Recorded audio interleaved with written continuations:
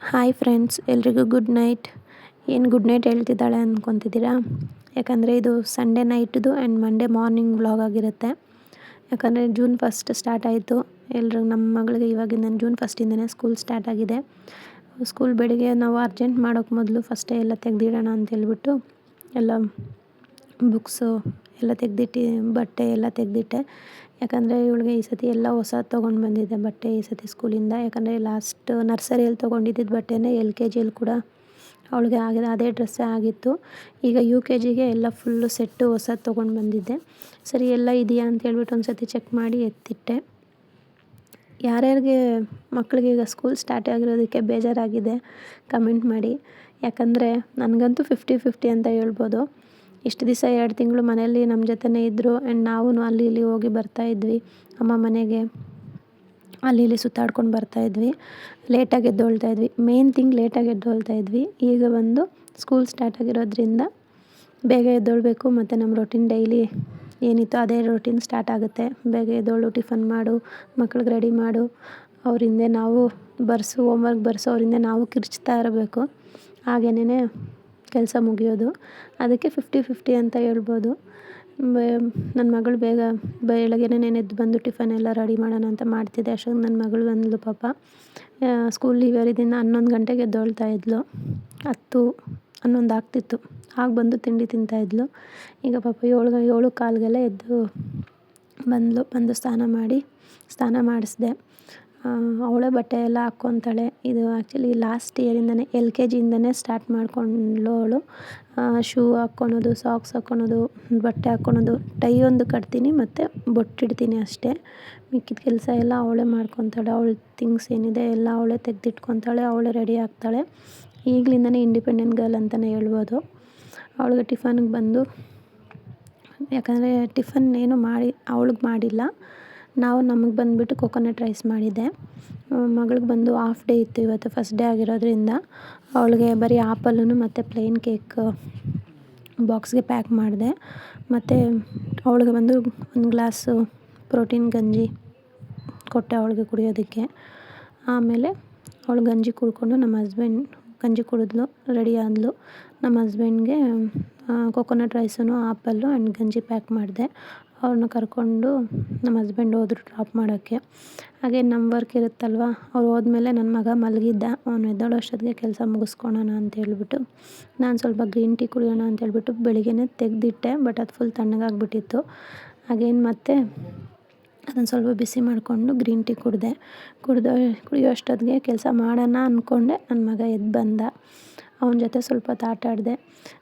Actually ಹೆಣ್ಮಕ್ಳು ನಾವು ಹೇಳಿದ್ದನ್ನು ಕೇಳೋ ಅಷ್ಟು ಇದಾಗಿ ಗಂಡು ಮಕ್ಕಳು ಒಂದು ಮಾತೂ ಕೇಳೋದಿಲ್ಲ. ಆ್ಯಕ್ಚುಲಿ ನನ್ನ ಮಗ ಅಂತೂ ಏನಂತ ಹೇಳೋದಂತಲೇ ಗೊತ್ತಿಲ್ಲ ನನಗೆ. ಏನೂ ಕೇಳೋದಿಲ್ಲ. ನನ್ನ ಮಗಳು ಬಂದು ನನ್ನ ಪ್ರೀವಿಯಸ್ ವೀಡಿಯೋ ಯಾರಾದರೂ ನೋಡಿದರೆ ಗೊತ್ತಿರುತ್ತೆ. 1 ಇಯರ್ 2 ಮಂತ್ಸ್ಗೆಲ್ಲನೂ ಎಲ್ಲ ಆ್ಯನಿಮಲ್ಸ್ ಸೌಂಡು, ಅಪ್ಪ ಅಮ್ಮ ಈ ಥರ ಎಲ್ಲ ಹೇಳ್ತಿದ್ದ. ಇವನಿಗೆ ನಾನು ಎಷ್ಟೇ ಹೇಳ್ಕೊಡೋಕ್ಕೆ ಪ್ರಯತ್ನ ಪಟ್ರು ಅವನು ಆ್ಯಕ್ಚುಲಿ ಒಂದು 5 ಸೆಕೆಂಡ್ಸ್ 10 ಸೆಕೆಂಡ್ ಇಲ್ಲ 1 ಮಿನಿಟ್ ಕೂಡ ಒಂದು ಕಡೆ ಅವನು ಸ್ಟೇ ಆಗಿ ಕುತ್ಕೊಳೋದೇ ಇಲ್ಲ. ಅವನಿಗೆ ಎಲ್ಲ ಕಡೆ ಓಡಾಡಬೇಕು, ಆಟ ಆಡಬೇಕು, ಇದೇ ಥರ ಮಾಡ್ತಿರ್ತಾನೆ.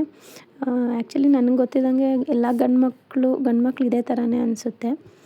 ಅದಾದಮೇಲೆ ಅವನ ಜೊತೆ ಸ್ವಲ್ಪ ಆಡಿದೆ. ಅಷ್ಟೊತ್ತಿಗೆ ತರಕಾರಿ ಅವರು ಬಂದರು. ಮನೆ ಹತ್ರನೇ ಇಲ್ಲಿ ಬರ್ತಾರೆ ತರಕಾರಿ ಅವರು. 20-20 ರೂಪಾಯಿ ಪ್ಯಾಕೆಟ್ ಅಂತ ಹೇಳ್ಬಿಟ್ಟು ಅರೌಂಡ್ ಅದರಲ್ಲಿ 1/4 kg ಇರುತ್ತೆ. ಸ್ವಲ್ಪ ತರಕಾರಿ ತೊಗೊಂಡೆ, ಖಾಲಿಯಾಗಿತ್ತು ಅಂತ ತೊಗೊಂಡು ಎಲ್ಲ ತರಕಾರಿ ರೀಪ್ಯಾಕ್ ಮಾಡಿದೆ. ಎಲ್ಲ ಬಾಕ್ಸ್ಗೆಲ್ಲ ಕಟ್ ಮಾಡಿ ಕವರೆಲ್ಲ ಓಪನ್ ಮಾಡಿ ಬಾಕ್ಸ್ಗೆಲ್ಲ ಹಾಕಿಟ್ಟೆ. ಟಿಫನ್ಗೆ ಅಂತೇಳ್ಬಿಟ್ಟು ಕೊಕೊನಟ್ ರೈಸ್ ಮಾಡಿದೆ.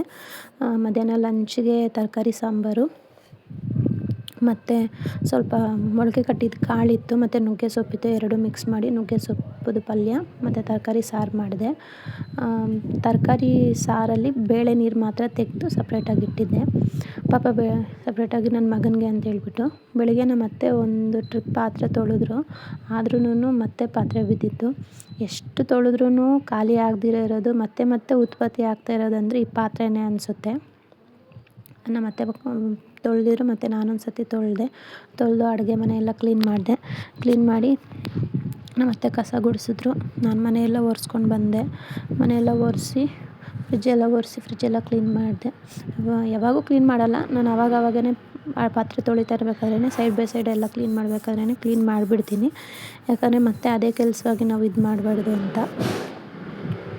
ಅಡುಗೆ ಮನೆ ಎಲ್ಲ ಕ್ಲೀನ್ ಮಾಡಿ ಆಮೇಲೆ ಹೂವು ಪೂಜೆ ಮಾಡೋಣ, ಮಂಡೇ ಅಲ್ವಾ ಪೂಜೆ ಮಾಡೋಣ ಅಂತೇಳ್ಬಿಟ್ಟು ಸ್ನಾನ ಎಲ್ಲ ಮಾಡ್ಕೊಂಡು ಬಂದೆ. ನೋಡಿದ್ರೆ ಹೂವು ಇರಲಿಲ್ಲ. ಸರಿ ಮನೆ ಹತ್ರ ಗಿಡದಲ್ಲೇ ಸ್ವಲ್ಪ ಹೂವು ಬಿಟ್ಟಿತ್ತು, ಆ ಹೂವು ಎಲ್ಲ ತೊಗೊಂಡು ಬಂದು ಪೂಜೆ ಮಾಡೋಣ ಅಂತ ಎಲ್ಲ ರೆಡಿ ಮಾಡಿಕೊಂಡು ಪೂಜೆ ಮಾಡಿದೆ. ಇದಾಗಿತ್ತು ನನ್ನ ಮಂಡೇ ವ್ಲಾಗ್. ಅಷ್ಟೊತ್ತಿಗೆ ಇದೆಲ್ಲ ಮಾಡಿ ಮುಗಿಸಿ ನಾನು ಟಿಫನ್ಗೆ ಬಂದು ಬ್ರೇಕ್ಫಾಸ್ಟ್ಗೆ ಗಂಜಿ ಕುಡಿದಿದ್ದೆ. ಇದೆಲ್ಲ ಮಾಡಿ ಮುಗಿಸ್ಬಿಟ್ಟು ಒಂದು ಸ್ವಲ್ಪ ಹೊತ್ತು ಕೂತ್ಕೊಂಡೆ. ಅಷ್ಟೊತ್ತಿಗೆ ನನ್ನ ಮಗಳು ಬಂದಳು. ಇದು ಮಂಡೇ ವ್ಲಾಗ್ ಆಗಿತ್ತು. ಯಾರಿಗಾದ್ರೂ ಈ ಫುಲ್ ವಿಡಿಯೋ ನೋಡಿ ಇಷ್ಟ ಆಗಿದ್ದರೆ ಸಬ್ಸ್ಕ್ರೈಬ್ ಮಾಡ್ಕೊಳ್ಳಿ. ಯಾಕಂದರೆ ನಾನು ಅಷ್ಟಾಗಿ ನನಗೆ ಸರಿಯಾಗಿ ಮಾತಾಡೋಕ್ಕೆ ಬರೋದಿಲ್ಲ. ಈಗೀಗ ನಾನು ವಾಯ್ಸ್ ಓವರ್ ಕೊಡೋದನ್ನು ಕಲ್ತ್ಕೊತಾ ಇದ್ದೀನಿ. ಇನ್ ಕೇಸ್ ಏನಾದರೂ ಮಿಸ್ಟೇಕ್ಸ್ ಇದ್ದರೆ ಇಲ್ಲ ಏನು ಸರಿ ಮಾಡ್ಕೋಬೇಕು ಅಂತ ಅಂದ್ಬಿಟ್ಟು ನಿಮ್ಗೆ ಗೊತ್ತಿದ್ದರೆ ದಯವಿಟ್ಟು ವಿಡಿಯೋದಲ್ಲಿ ಕಮೆಂಟ್ ಮಾಡಿ, ನಾನು ಅದನ್ನು ಸರಿ ಮಾಡ್ಕೊತೀನಿ. ಫುಲ್ ವಿಡಿಯೋ ನೋಡಿ ಇಷ್ಟ ಆಗಿದರೆ ಸಬ್ಸ್ಕ್ರೈಬ್ ಮಾಡ್ಕೊಳ್ಳಿ. Thank you.